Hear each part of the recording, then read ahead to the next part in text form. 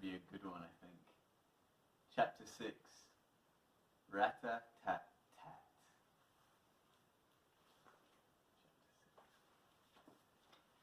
When you think of the word rat, what is the next thing that comes into your head?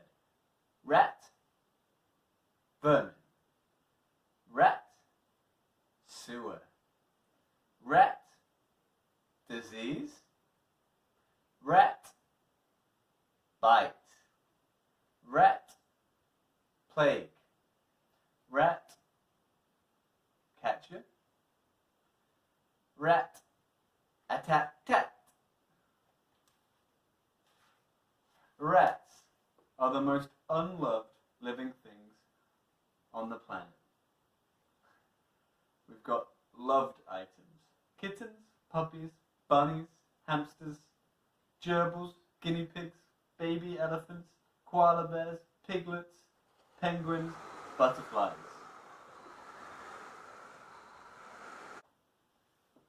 Unloved. Slugs, spiders, stinging nettles, wasps, worms, jellyfish, farts, rats. Unloved. I'm so sorry for them. But I like them. Rats are very smart. However, what if I told you that what Zoe found in her room that night was a baby rat? Yes, this was the cutest, sweetest, littlest baby you can imagine.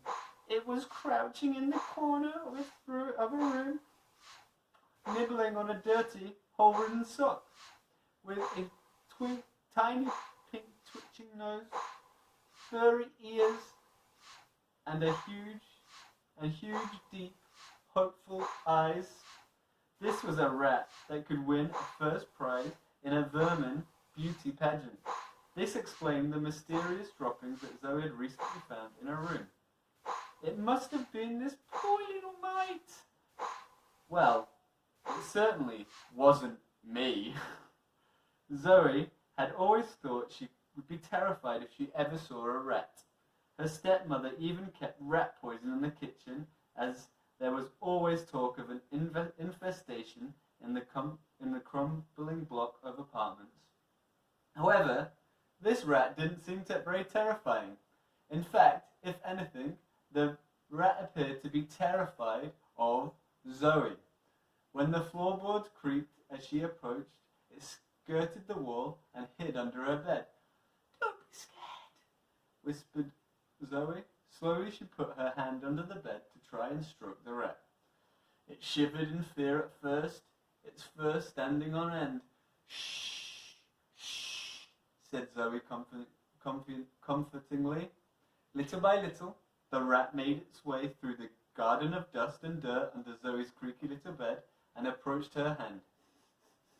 It sniffed her fingers before licking one, then another.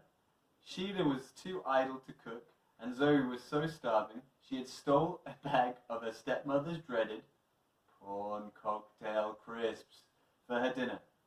The rat must have been able to smell them on her fingers, and despite Zoe's grave misgivings about the snack, which bore no relation to prawns or indeed cocktails, the rat didn't seem to mind. Zoe let out a little giggle. The nibbling tickled her. Like the hamsters at school. They can sometimes nibble, can't they? She lifted her hand to stroke the rat, and it ducked underneath and raced to the far corner of the room. "Shh, shh, come on. I want to give you a stroke," implored Zoe. The rat peeked at her with uncertainty, making its way over to her hand. She brushed its fur with her little finger as lightly as she could. The fur was a lot softer than she imagined. Not as soft as ginger nuts, nothing was, but surprisingly soft nevertheless. One by one, Zoe's fingers lowered, and soon she was stroking the top of the rat's head. Zoe Zoe let her fingers tickle down the neck and the back, and the rat arched his back to meet her hand. Most likely, it had never been shown such tenderness before. Certainly not by a human. Not only was there enough rat poison in the world to kill every rat 10 times over, but when people saw a rat, they would generally either scream or reach for a broom to whack it. Looking at this little tiddler now, though, it was hard for Zoe to understand why anyone would want to harm him. Oh, he's so cute. Okay. Suddenly, the rat's little ears shot up, and Zoe quickly turned her head. Her parents' bedroom door was opening, and all she could hear was her stepmother's thundering footsteps along the hallway, huffing with each step. Hurriedly, Zoe snatched up the rat and cupped it in her hands and jumped back into bed. Sheila would go crazy if she knew her stepdaughter was in bed, cuddling a rodent. Zoe took the duvet between her teeth and hid under the covers. She waited and listened. The bathroom door creaked open and closed, and Zoe could hear the muffled sounds of her stepmother thudding over to the cracked toilet seat. Zoe sighed and opened her hand. The baby rat was safe. For now. She let the little rodent scamper over her hands and onto her torn pajama top.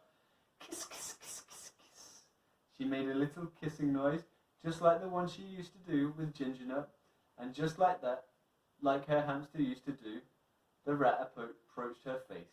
She planted a little kiss on his nose.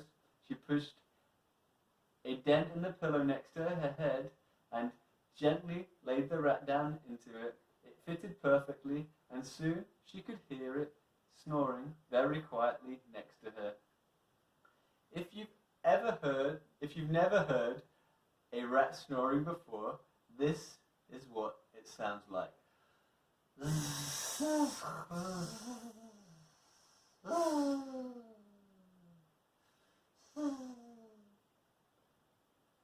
Now, how on earth am I going to keep you a secret? Zoe whispered. I think I need to work on my rat snoring.